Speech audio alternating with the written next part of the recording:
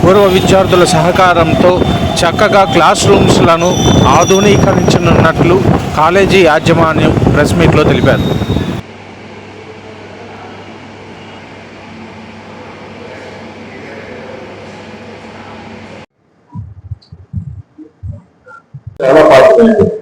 So what has happened is that since they are falling apart, we appeal to the alumni association.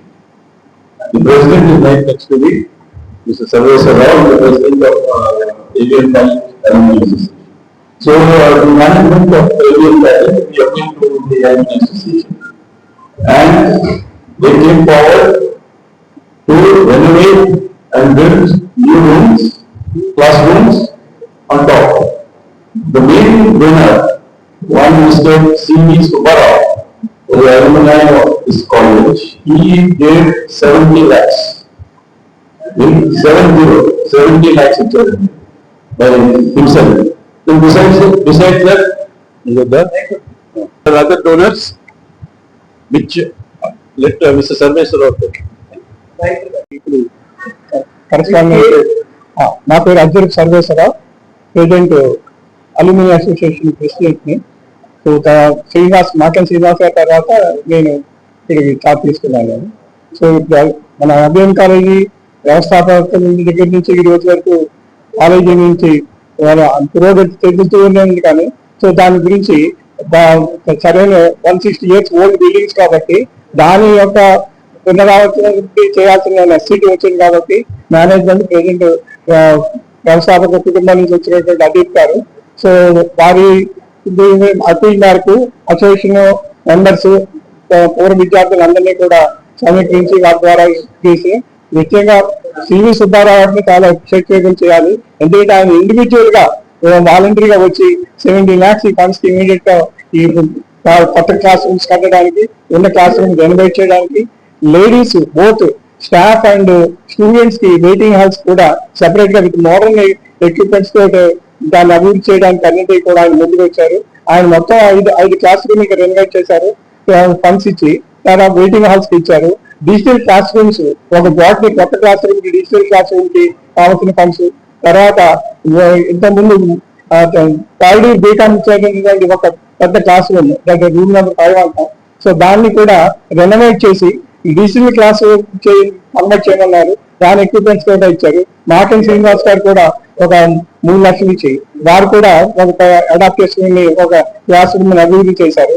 ఇలాగా వేరే దాతలు వచ్చారు. మన heritage ముందు అవన్నీ యాక్షన్ కాదు, అన్నింటికి కూడా 1 by 1 చేస్తారు. ఎందుకంటే at a time management press and media ఈరోజు ఇక్కడ ఇవాళ సమావేశం అయింది. మన మిస్ ఏవియన్ కాలేజ్ 164 సంవత్సరాలు పూర్తి చేసుకొని ముందుకు వెళ్తుంది.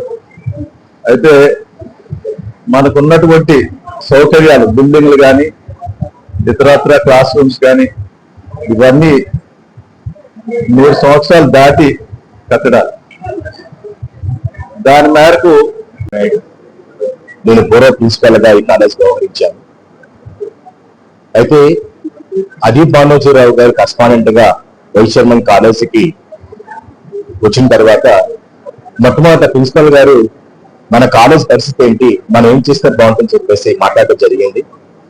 ఆయన సూచన మేరకు మరి నేను ప్రిన్సిపల్ గా వ్యవహరిస్తూ ముఖ్యంగా క్లాస్ రూమ్స్ రెనోవేట్ చేస్తే బాగుంటుంది అనే ఉద్దేశంతో అలుమ్ని అసోసియేషన్ అప్రోచ్ అవడం వల్ల పూర్వ విద్యార్థి సంఘం ముందుకొచ్చి అందులో ముఖ్యంగా సివి సుబ్బారావు గారు ముందుకొచ్చారు.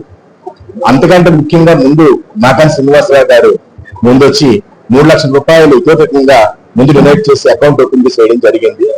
అది భానుజీరావు సారు అందులో 5,000 రూపాయలు ముందు వేశారు. ఈ ఫండ్ తో మేము వర్క్ మెల్లమెల్లగా స్టార్ట్ చేయడం జరిగింది.